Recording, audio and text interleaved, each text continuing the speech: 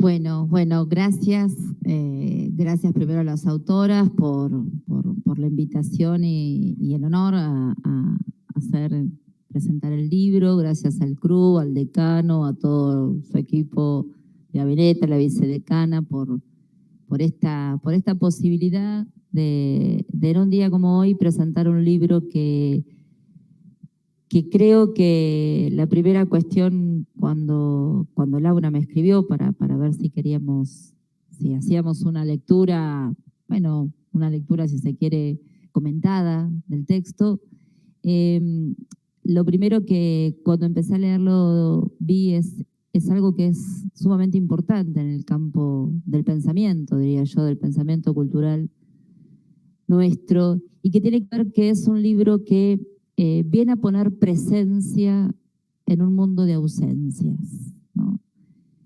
Nosotros comenzamos por las ciencias sociales, pero también la política, también el mundo de la ciencia, del conocimiento, de los saberes, comenzamos a ver este mundo de ausencia en aquello que Boaventura de Sousa Santos dice, bueno, aquello que es ausente es producido como ausente. ¿Y qué quiere decir esto? Bueno, acá hay dos grandes ausencias donde este libro viene a poner presencia. Una de las grandes ausencias producida como ausente es la Patagonia. Por supuesto que la otra gran segunda ausencia producida como ausente son las mujeres. Y tal vez haya una tercera, que al menos yo la descubro en el texto, que es la negritud. La negritud en Patagonia y en mujeres. ¿Y por qué decimos eso? Porque cuando uno mira y rápidamente mira Patagonia es una construcción, Patagonia es una imagen construida, que comenzó como metáfora y terminó a lo largo del tiempo sumando contenido y densidad. Y en ese sentido, cuando uno mira, y todos tenemos esto, ¿no? En el relato fundador de la patria, de la historia de la nación argentina, la Patagonia no está. Es la primera ausencia. No hay ningún relato ni del 25 de mayo, ni del 9 de julio, ni de la formación del Estado donde haya una mínima mención a la existencia de territorios como Patagonia. Claro, podrán decir, es lógico porque el Estado-nación, etcétera, etcétera. Lo cierto es que hay una porción del territorio que está ausente, pero que además la historia y la cultura la produjo como ausente. Siguió siendo producida como ausente hasta que aparece el conflicto. Ese conflicto encarna al segundo ausente, que es el indígena. Ahí sí va a aparecer. Pero esa producción aparece desde una sola mirada. El vínculo posible con ese otro mundo, otra existencia va a ser la guerra. No hay otro vínculo posible que recupera estos territorios, que recupera la vida de estos territorios. Todos sabemos que en esa construcción de ausencia en Patagonia, la imagen del desierto, la imagen de la barbarie, la imagen de la frontera. Son tres conceptos que van juntos, que suelen ir juntos en las explicaciones de la historia, en la literatura, porque la imagen del desierto es una imagen construida literariamente. Tal vez Sarmiento fue el que más logró darle ese fuerte contenido. Y en esa construcción, el mundo de esas ausencias siguió siendo de alguna forma solo mencionado en función del conflicto, solo mencionado de lo no deseado, de lo no posible, de lo no existente. Y el gran cambio vendrá cuando aparezcan los recursos. Recurso tierra, recurso frontera agrícola, recursos petrosos y recursos minería, y va a seguir siendo presente en función de sus recursos. Por lo tanto, creo que este primer gran concepto que en cada rescate de fuente, en cada rescate de testimonio que hace este libro, que quizás no está pensado en esa dirección. Si uno lee el libro y lo toma desde este lugar, encontrará presencias muy antiguas, voces existentes que justamente van a interpelar y van a discutir esa gran ausencia. Por eso digo, ahí viene uno de los aportes muy fuertes que hace este texto, que además, y haciendo una nota al pie, digamos, está escrito de una manera absolutamente hermosa, ¿no? O sea, hay texto histórico, hay poesía, hay cuentos como los que acabamos de escuchar. Acá encontramos, sí, porque lo que acaba de leer es el relato de una galesa, de una cautiva, de una indígena, de una negra. Digamos, no son siempre la misma voz lo que acabamos de escuchar. Y aquí está también en esa pluralidad de voces un rescate que en el cuento, en la poesía, en la fotografía, le va dando densidad a aquello que la historia, si lo tiene que explicar en detalle, sería absolutamente aburrida. Absolutamente aburrida. Y por eso digo que es una hermosa forma de construir esta presencia. Y la segunda presencia en este marco, que son las mujeres, pero acá son las mujeres no solo esas mujeres que no estaban en los relatos de los viajeros, que aparecen en los diarios, que aparecen como anécdota, que aparecen de alguna manera, bueno, ilustrando un determinado momento de esta historia, sino que son mujeres que hablan por sí mismas, que expresan sentimientos, que dicen lo que piensan. Claro que es difícil reconstruir una historia de estas, porque no hay tanto testimonio. Porque también la historiografía y la forma de mirar el pasado tiene precisamente esta orientación de este mundo que está construido hacia atrás, rescatando determinadas cuestiones que la propia también historia patriarcal ha de alguna manera consolidado. Y cuando digo esto, a mí me gusta siempre pensar en una idea, de la historia es para nosotros organizativa, ¿no? Si se quiere, la forma de relatar el pasado. Antonio Gramsci decía que generalmente la historia de los sectores subalternos es una historia que se cuenta en forma episódica. ¿Qué quiere decir esto? Bueno, el período, la trama, el episodio en una obra de teatro es como una acción secundaria, ¿no? Es decir, es un momento que está para, bueno, tal vez profundizar la trama principal, pero si no está, la trama principal sigue.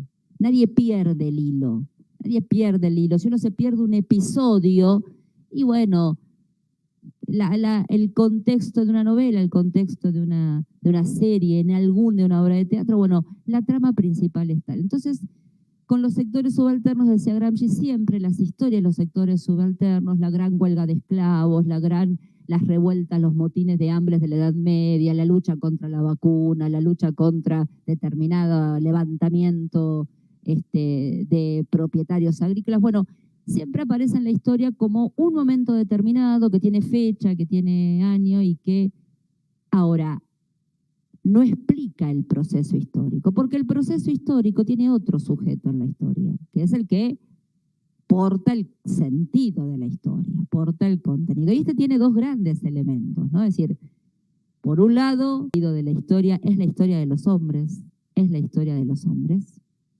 es la historia que los hombres han construido, es la guerra que los hombres llevan, es la historia de los reyes que construyen el poder absoluto, es la historia de los revolucionarios franceses, es la historia de los revolucionarios de Mayo, es la historia donde esa historia entonces también ocupa un lugar episódico.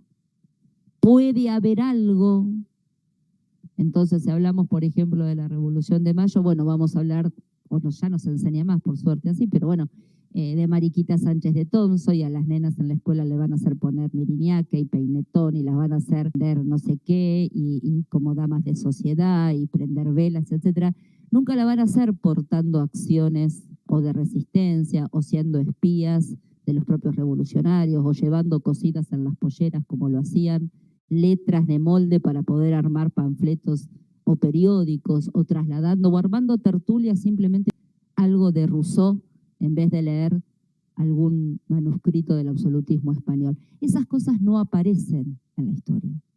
Y en ese sentido, entonces, algo que rescata este libro es que justamente las mujeres no aparecen como un episodio en la historia. Las mujeres son la trama central que de alguna forma tiene esta aspiración a poner presencia en un mundo de grandes ausencias. Seguramente que en Nosotras somos ellas y en estos 100 años de historia hay un esfuerzo enorme y selectivo. Siempre hacemos un escritor, escritora, en la poesía, en la literatura, en la historia, en lo que sea, siempre hay algo de arbitrariedad, es la selección y ahí está la voz de cada autora. Ahí está la voz, el sentir, el deseo de cada una de ellas de rescatar esto y no aquello otro. No es la fuente la que guía la historia, sino es la propia intención, las que eligen contar esta historia, y supongo que ahora lo van a decir ellas, y por qué no otra. ¿Por qué es la negra Juana y por qué no es otra? ¿Por qué es esta determinada migrante, esta determinada anarquista, esta determinada mujer pública y no otra? Y aquí me parece que termina de alguna manera de construirse un camino para el pensar, un camino para la producción de conocimiento, un camino también para la reflexión política, que yo creo que empieza a un camino donde nos podemos, localizar como sujetos del pensar y del hacer. Y en ese sentido, me parece que hay un texto que renueva la mirada sobre precisamente tantos elementos, tantas cuestiones que han sido negadas durante tantos años en la historiografía y la literatura argentina. A mí, en lo personal, me parece que el libro, primero, tiene una gran ventaja, se lee muy rápido, ¿no? Se lee muy rápido porque es ameno, porque dan ganas, porque es una combinación entre el relato y el cuento y la poesía, y pareciera que realmente han logrado que esa poesía y ese cuento que está ahí, todo lo que no dice la historia, uno dice, y esto tiene que haber pasado. Uno queda convencida de que esto pasó, así que una maravilla para una como lectora. Me parece que esto es un enorme éxito poder lograrlo. Pero desde el punto de vista de reflexión histórica, política, cultural, entiendo que estamos en un momento muy importante en términos de, no es tanto visibilizar a las mujeres en la historia. Yo creo que hay que ir un paso más. No se trata de encontrar mujeres en la historia. Nosotros tenemos que avanzar en pensar cómo es la historia, cómo construimos historia a partir justamente de las prácticas de la existencia de estas mujeres que dejan de ser episódicas, y en este relato comienzan ellas a pensar.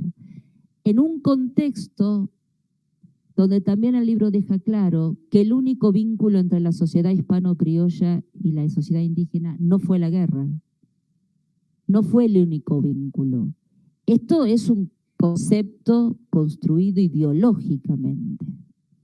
Y hoy, más que nunca, digo esto porque nosotros y nosotras que vivimos en estos territorios somos precisamente protagonistas de un momento donde, además de decirse barbaridades y falacias que provienen precisamente de aquellas personas, políticos, periodistas, ideólogos, que tienen un claro interés que no es el que nos reúne en esta sala, pero claramente donde uno dice, ¿cuánto más tenemos que salir a decir el único vínculo posible entre la sociedad hispano-criolla y la indígena no fue la guerra?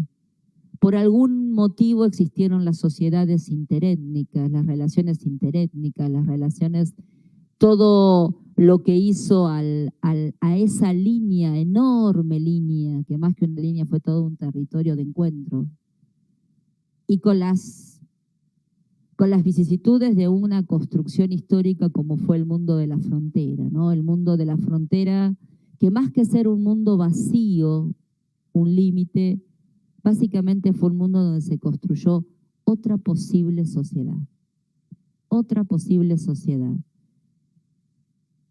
Que no pudo ser, que quedó, qué pasó con las cautivas, qué pasó con las fortineras, qué pasaron con esos hijos, estos hijos de tantos colores, como dice el cuento, qué pasó con ese mundo. ¿Dónde está esa construcción que nosotros hoy nos empezamos a plantear como el mundo intercultural? Estamos abandonando, y esto también me parece que es uno de los pasos más grandes que estamos haciendo, estamos abandonando la idea de que la diversidad es un problema para empezar a entender que la diversidad es un camino que nos potencia como sociedad. Que la discusión no está en un diálogo entre iguales, sino que la discusión tiene que ser un diálogo entre los diversos en condiciones de igualdad. Y a mí me parece que este libro aporta a todos estos temas, aporta para sentarse a pensar en todas estas cosas, y sin duda me parece que el acierto del título, Nosotros somos ellas, es también otro de sus éxitos, porque creo que estas mujeres que están acá en estas páginas ya habían empezado a dejar de ser episódicas. Y nosotras, todas las que estamos acá, estamos justamente trabajando, militando, haciendo ciencia, haciendo cultura, para dejar de ser episódicas. Así que, la verdad, un éxito, felicitaciones y muchísimas gracias.